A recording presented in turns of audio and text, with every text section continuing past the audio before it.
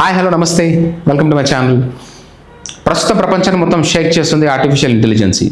నీకు నాకు మనందరికీ తెలిసింది 3 ప్లాట్ఫామ్స్ మెయిన్గా.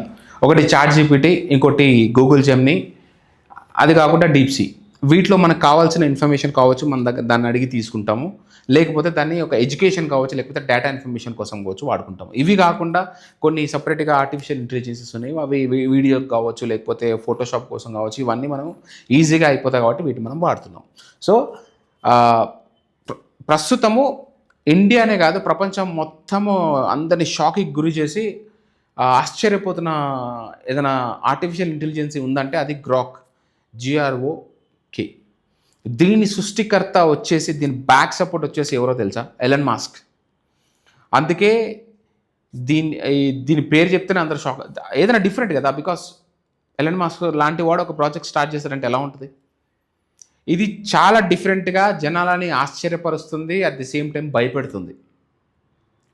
ఇప్పటికే ఇది ఎంత సెన్సేషన్ అయిపోయిందంటే, ఎగ్జాంపుల్ చెప్పాలంటే, మీరు ఏదైనా ఇన్ఫర్మేషన్ కోసం కావచ్చు, ఎడ్యుకేషన్ కోసం కావచ్చు వాడచ్చు, కానీ టైంపాస్ కోసం వాడుతున్నారు దీన్ని.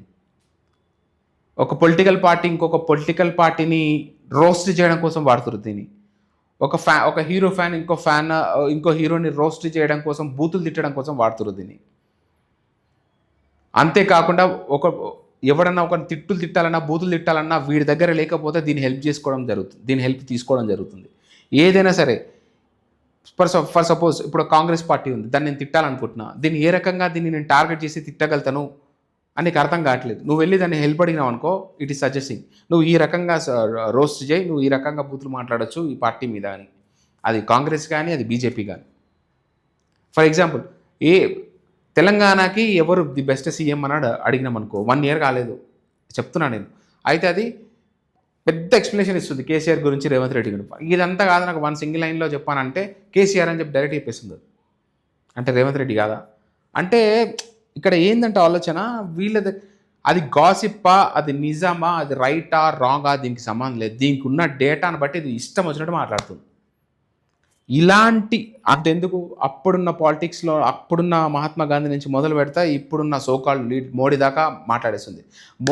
మోడీ ఒకవేళ మోడీని నువ్వు తిట్టాలనుకుంటున్నావు, ఏ రకంగా తిట్టచ్చు అంటే అదే ఎక్స్ప్లెయిన్ చేస్తుంది, అది తిట్టేస్తుంది. అది ఎంత డేంజర్గా మారిపోయిందంటే దీన్ని అవతల వాళ్ళని తిట్టడానికి, దుమ్మెత్తి దూషించడానికి యూజ్ చేస్తున్నారు. ఫర్ ఎగ్జాంపుల్ చెప్పాలంటే, ఒకడు అడిగాడు, ఎర్రి పుష్ప నువ్వు నిజంగా ఏవైనా మనిషివా అంటే, అరే ఎర్రి పువ్వా నేను ఏఐనే అని చెప్పి అది ఆన్సర్ ఇస్తుంది. అంటే బూతులు, ఇక నువ్వు పచ్చి బూతులు, నీకు తెలియని బూతులు ఏదైనా మాట్లాడు, అది మాట్లాడేస్తుంది బూతులో. నువ్వు శ్రీకాకుళం లాంగ్వేజ్లో మాట్లాడతావు, నేను శ్రీకాకుళం లాంగ్వేజ్లో ఆన్సర్ ఇస్తుంది. అది ఎగ్జాంపుల్ చెప్తున్నా. తెలుగు, హిందీ, ఇంగ్లీష్, తమిళ్, మలయాళం, ఏ లాంగ్వేజ్లో, ప్రతి లాంగ్వేజ్లో ఇట్ వాస్ డంప్డ్. ప్రతి లాంగ్వేజ్లో మాట్లాడుతుంది. ఇప్పుడు ఎగ్జాంపుల్ మహేష్ బాబు గురించి కానీ, నువ్వు పవన్ కళ్యాణ్ గురించి కానీ నువ్వు ఏదో రకంగా తిట్టాలనుకుంటున్నావు, నీకు దొరకట్లేదు. అది నీటికి ఇస్తుంది. నాకు మళ్ళీ కింద నేను న్యూట్రల్గా ఉంటే నాకేం సంబంధం లేదు, అది మీరు డిసైడ్ చేసుకోండి ఎవడు తప్పో ఎవడు కాదని చెప్పేస్తుంది కింద. సో ఇది ఫ్యాన్ వార్కి, పొలిటికల్ వార్కి, ఈ సివిలియన్ వార్కి మాత్రమే. అసలు ఎందుకు దీన్ని హ్యూమర్తో డిసైడ్ చేసామో, డిఫరెంట్గా ఉండాలని చెప్పి మాట్లాడుతున్నారు. కానీ ఇది నాకు హ్యూమర్ ఏటే కనిపించలేదు. నాకు దీన్ని పర్ఫెక్ట్గా చూసినామంటే దీన్ని హ్యాండిల్ చేయడం చాలా కష్టం. ఇది థ్రెట్. దీన్ని ఇండియన్ గవర్నమెంట్ ఆమోదిస్తుందా, దీనికి ఏమన్నా రెస్ట్రిక్షన్స్ పెడుతుందా, దీనికి ఏమన్నా ఏం చేస్తుంది అనేది ఒకసారి ఎదురు చూడలేదు. ఎందుకంటే దీనికి ఏ రిస్ట్రిక్షన్స్ లేవు, ఏ లిమిట్స్ లేవు. ఆల్రెడీ లిమిట్స్, బార్డర్స్ అన్నీ దాటిపోయింది. ఇది పచ్చి బూతులు, మామూలుగా తిట్టుకోవట్లేదు. దీన్ని ఎడ్యుకేషన్ కోసం కావచ్చు, లేకపోతే డేటా ఇన్ఫర్మేషన్ కోసం కావచ్చు ఎవరు వాడట్లేదు. దీన్ని ఎక్కువ దేనికోసం వాడుతున్నారు తెలుసా? ఈ వార్ ఫైట్ కోసమే. వర్బల్ వార్స్ ఉంటాయి కదా, వీటి కోసం వాడుతున్నారు. ఇది లెవెల్స్ క్రాస్ చేసి వెళ్ళిపోయింది. అసలు బియాండ్ లెవెల్స్. అసలు unparliamentary language, vulgar language use చేయాలని దీనికి ఎలా తెలుసు? సో దీన్ని ట్రైన్ చేశారు కదా, అంటే దిస్ ఈజ్ రాంగ్. దీన్ని ఎందుకు ఇలా డిజైన్ చేశారు? ఓ రిస్ట్రిక్షన్స్, ఒక పాడు లేనిది ఎట్లా? మీకు అందరికి చెప్పాలంటే, ఎలన్ మాస్క్ ఒక 1 year బ్యాక్ ఏం మాట్లాడంటే, artificial intelligence is threat to mankind. ఇది ఎప్పుడైనా సరే మనిషి మేధస్సుని కావచ్చు, మనిషికి ఎప్పటికైనా థ్రెట్ ఇది, దీనివల్ల ప్రమాదం, దీన్ని ఎంత వాడాలో అంతే వాడాలి, అతి మించి వాడితే మనిషి మనుగడకే ప్రమాదం వస్తుందని మాట్లాడిన ఎలన్ మాస్క్ ఇలాంటి ఆర్టిఫిషియల్ ఇంటెలిజెన్స్ని ఎలా తయారు చేశాడు? నాదొక క్వశ్చన్ మార్క్. పరిగెడుతున్న ప్రపంచంలో ఎదురులేని తన బిజినెస్ ఫీల్డ్లో ప్రపంచాన్ని ఎదుర్కోవాలన్నా, తను విత్స్టాండ్ చేసుకోవాలన్నా, తన కింగ్షిప్ని తను కాపాడుకోవాలన్నా ఇలాంటి ఆర్టిఫిషియల్ ఇంటెలిజెన్స్ అవసరం ఉందని చెప్పి తిను మార్కెట్లకు తీసుకొచ్చాడా? నాకు అర్థం కావట్లేదు. ఇది ఎంత ఘోరంగా ఉందంటే అసెంబ్లీలో కావచ్చు, లేకపోతే మీడియాలో కావచ్చు, ఇంకా తిట్టుకోవడం బంద్ చేసి గ్రాక్లో తిట్టుకుంటారు. వీడు గ్రాక్ అనేవాడు ఆర్టిఫిషియల్ ఇంటెలిజెన్స్ ఉన్నాడు కదా, వీడు గ్రాక్ కాదు, వీడు పోరంబోక్. వీడు గ్రాక్ ది పోరంబోక్ అని పెట్టవచ్చు. పచ్చి బూతులు. అసలు దాన్ని ఎందుకు ఎంకరేజ్ చేస్తారో అర్థం కాదు. ఎలన్ మాస్క్ నాకే ఈయన ఐడియా చూడండి ఎలా ఉంటుందో. ట్విట్టర్ కొన్నప్పుడు కూడా ఇదే, ప్రతి దాన్ని బ్యాన్ చేస్తున్నారు, ప్రతిదానికి రిస్ట్రిక్షన్ చేస్తున్నాడు. అవతల వాడు వాయిస్ ఏందో, అవతల వాడు ఏం చెప్పాలనుకుంటుండో మనం చూపించాలి కదా అని చెప్పేసి చాలా వాడికి ట్విట్టర్లో ఉన్న రిస్ట్రిక్షన్స్ ఎత్తిపడేశాడు. అది ఇంకా బోల్డ్ అయిపోయింది, వైల్డ్ అయిపోయింది.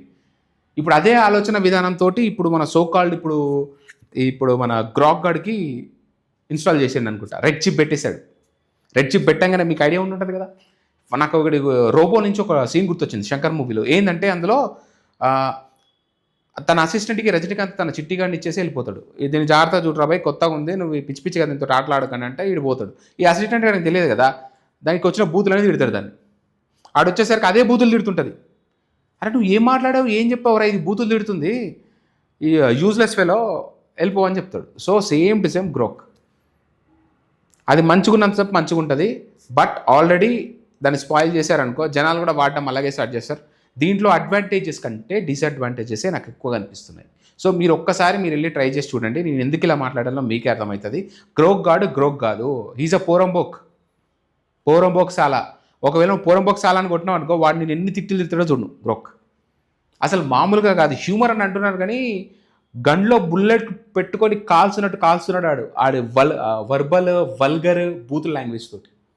సో నేను చూశాను, నేను టెస్ట్ చేసే మాట్లాడుతున్నాను. సో మీరు కూడా ఒకసారి చూడండి, నేను ఎందుకు ఇలా మాట్లాడడం మీకే అర్థమవుతుంది. సో ఇది friends, let's wait and see Grok ఇండియాలో ఫ్యూచర్ ఎలా ఉండబోతుందో గ్రాక్కి. Thank you.